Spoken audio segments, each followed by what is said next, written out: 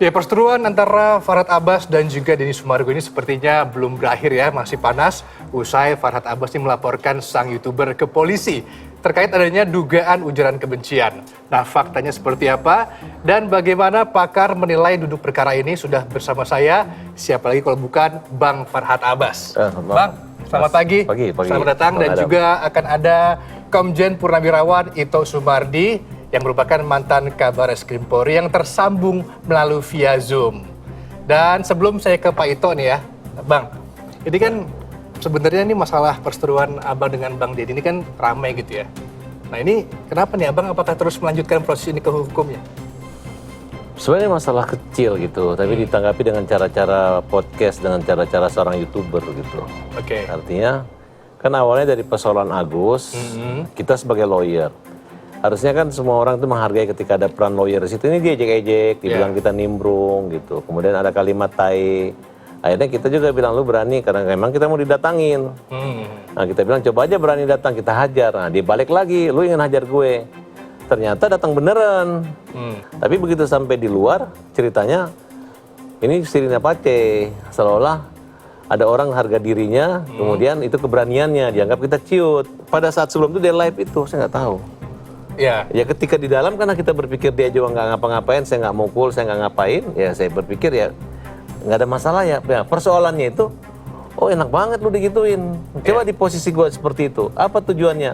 Nah kemudian ada pihak-pihak yang terganggu ketika dia merekam tanpa izin, ya itu yang membuat itu berkembang sehingga sekarang persoalannya Denny itu bukan lagi dengan Farhad Abbas, dengan beberapa orang yang melaporkan dia, walaupun ada yang memaafkan, ada yang mendamaikan. Akhirnya dia keliling untuk mengklarifikasi kalimatnya, makanya hati-hati dengan lidah. Gitu. Nah, Bang Denny kan ini juga sudah minta maaf dan sudah dimaafkan ya kemarin dengan masyarakat Bugis. Nah, ini apakah Abang tetap melanjutkan? Kenapa nggak? Ya udahlah, ini kan sudah saling memaafkan. Kenapa Bang Farhad juga nggak memaafkan? Damai mungkin? Ya kalau damai sih bagus. Cuman kan justru saya sebenarnya kasihan lihat Denny. Kenapa? Karena dia jadi capek gitu. Jadi bukan dia meyakinkan kepada orang-orang bahwa dia lebih berani dari saya, tapi dia meyakinkan pada orang-orang bahwa keberanian saya itu seperti ini, jangan sampai terjadi perbuatan. Ya itulah akibat lidah ini, orang bisa perang gara-gara sebuah lidah. Bang Farhad ini kan melaporkan dengan pasal 156 KUHP ya Bang ya. Nah ini kita sebelum Bang Farhad lanjut nih, saya coba ke Pak Ito. Soal tentang ujaran kebencian dan diskriminasi ras. Nah ini sebagai orang yang mungkin sering menangani kasus serupa saat menjadi penyidik di kepolisian, ya seperti apa nih pandangan Pak Ito? Ini hate speech ini adalah merupakan delik aduan. Jadi bisa saja pelapor mencabut, ataupun misalnya ada kesepakatan setelah diadakan proses penyidikan itu kemudian ada memaafkan, yang mungkin biasanya kita gunakan namanya restoratif justice. Tapi apa yang terjadi antara Bung Farhad dengan Bung Denny Sumargo, ini adalah tentunya harus didalami oleh penyidik ya. Kita tidak melihat siapa yang salah, siapa yang benar. Karena pelapor ini tentunya memiliki satu alasan untuk melapor. Dan yang terlapor pun juga nanti harus memberikan keterangan untuk menguatkan.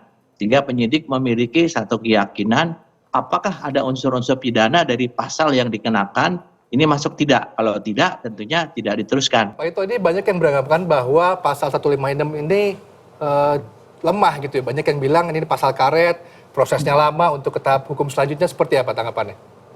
Iya memang ya, kita sudah tahu lah sebagai di para pengamat hukum mengatakan bahwa ujaran kebencian ini dikatakan pasal karet karena mengandung multitafsir ya. Multitafsir ini kadang-kadang juga tentunya akan menyulitkan ya untuk bagaimana penyidik mengembangkan kasus ini. Tapi kita jangan lupa bahwa setelah proses penyidikan ini tentunya kalau kita majukan dalam proses penyidikan, jaksa itu akan mempelajari, mengamati, memberikan petunjuk kalau memang ada bukti-bukti yang harus dilengkapi, atau jaksa mungkin mengatakan bahwa fakta-fakta yang diajukan oleh pihak penyidik ini tidak kuat, sehingga penyidik tentunya harus mendalami kembali. Jadi proses di kepolisian ini hanya merupakan proses awal. Sekarang saya ke Bang Farhad. Nah ini apakah setuju dengan pasal 156 ini, pasal karet? Apakah yakin nanti akan bisa menjerat Bang Denny nih, Bang Farhad? Ya kalau saya perhatikan ini sebenarnya kan orang aja nagih utang, ngamuk, itu jadi tersangka, nagih utang gitu. Ke rumahnya orang yang kita nagih ngamuk-ngamuk. Ini orang mempermalukan bawa kamera kan, Ya. menantang gitu dengan ujaran-ujaran yang berbau hujatan, kebencian, termasuk suku. Oke, Bang Farhat, kita ke Pak Ito lagi nih. Pak Ito, kalau menurut Pak Ito nih melihat kasus antara Bang Farhat dengan Denny Sumargo ini seperti apa sih? Apakah memang perkara ini melibatkan golongan dan ras tertentu atau sebenarnya memang ini permasalahan pribadi saja gitu loh, Pak Ito? Kalau saya lihat bukan masalah pribadi ya, Bung Adam ya. Ini kan tentunya ada yang dirugikan pelapor yaitu Bung Farhat ya. Kalau kita lihat kan yang dilakukan adalah melalui penyebaran informasi ya yang dianggap menimbulkan kebencian berdasarkan sara ya. Ini lebih cocok dengan pasal 28 ayat 2 Undang-Undang ITE.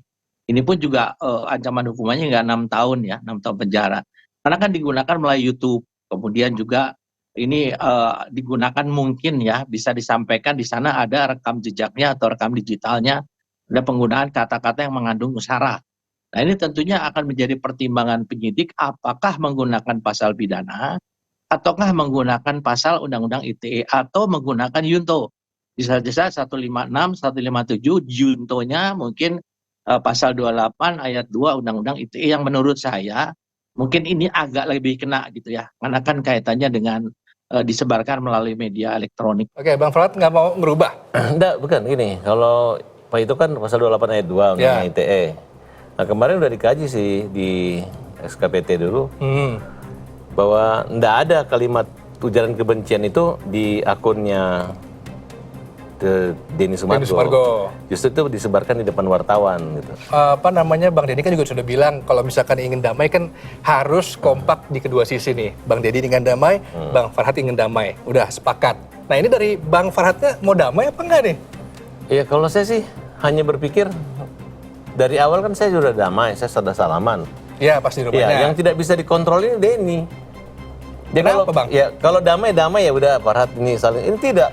Justru di luar ganti Farhat dari Agus yang menyelesaikan, mengejek-ngejek kita sebagai lawyer. Padahal itu juga merupakan satu ujaran kebencian terhadap pengacara kali ya. Artinya dia harus ketika misalnya di rumah ada masalah, tiba-tiba datang polisi, masa polisi dimaki, masa polisi disuruh pergi. Tiba-tiba kita ada lawyer, masa diejek, masa dibilang sumber membuat biang kerok. Nah inilah yang membuat kadang-kala harusnya sesuatu persoalan itu mudah didamai, tapi kalimat-kalimat itu, contohnya dia mau damai, tapi nggak boleh ada pengacara, nggak boleh ada kamera yang lain, dia ngatur. Berarti Bang Farhat pengen Bang Denny meminta maaf secara langsung ke Bang Farhat? Ya saya nggak, karena ini sudah prosesnya dihukum. Iya. Nanti kan saya dipanggil, dia dipanggil. Betul. Pasti kan ada memberi pemahaman. Oh ternyata mungkin maksudnya Denny seperti ini. Tapi untuk saat ini saya katakan terlalu cepat juga kerukunan keluarga Sulawesi Selatan memaafkannya. Karena dia tidak mengklarifikasi, tidak memanggil saya. Dia hanya pribadi daripada ketua umum. Jadi nggak ada. Berarti nggak ada kata damai nih? Bukan. Bingung ya. Kita lagi melaporkan. Kalau kita bilang damai kan aneh gitu.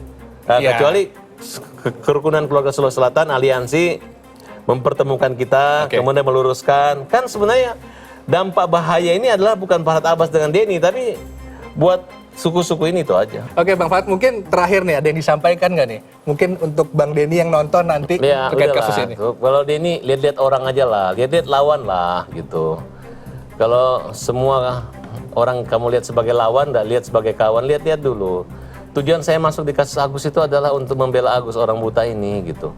Jangan niat kita bagus, kamu buat posisi seolah-olah kita ini lawan-lawan gitu. Akhirnya lawan kamu gitu. Justru kalaupun kita awalnya kita agak gertak sedikit kamu tuh supaya apa? Supaya ya udah, enggak usah ribut, kita damai, kamu niat baik gitu. Dari awal memang Denny tuh sudah bicara baik-baik sama saya. Oke. Dan dia mengambil kesimpulan bahwa Nopi patut dicurigai. Itu omongan Denny gitu. Mungkin gara-gara saya ngomong begitu, dia nggak mau itu ketahuan Nopi, makanya dia bilang saya tai mungkin. Tapi dia balik, dia bilang tai itu adalah great, hebat bahasa Korea gitu. Jadi terbalik-balik. Kita ke Pak Ito nih. Pak Ito, mungkin ada tanggapan dari Pak Ito? Iya, kalau masalah substansi permasalahannya kan yang paling tahu Bung Farhat dengan Bung Denny ya. Tentunya nanti penyidik kan dalam pemeriksaan akan dimintakan keterangan. Nah, keterangan-keterangan itulah penyidik akan menyimpulkan. Tapi prinsipnya, kalau yang setahu saya penyidik itu berharap kalau ada kasus yang bukan merupakan pidana berat, kalau bisa diselesaikan secara kekeluargaan, kenapa tidak ya. Baik, terima kasih Pak Ito sudah mau bergabung bersama kami di Fakta 62 dan juga Bang Farhat, terima kasih juga Ya, sudah terima kasih. mau Salam hormat hadir buat di sini. Pak Ito. Terima Siap, baik. Nah ini kasus Bang Farhat dan juga Denny Sumargo yang masih terus bergulir ini jadi pembelajaran untuk good people semua ya. Jadi harus bisa lebih bijak berkomentar, baik secara langsung di depan forum atau di sosial media. Jangan sampai niat baik ini ataupun ujaran maupun argumentasi yang kita ini berujung pada laporan ke polisi dengan pasal 156 KUHP yang dianggap pasal karet. Dan fakta menarik lainnya akan kami hadirkan usai jeda. Jangan kemana-mana, tetap bersama Fakta 62.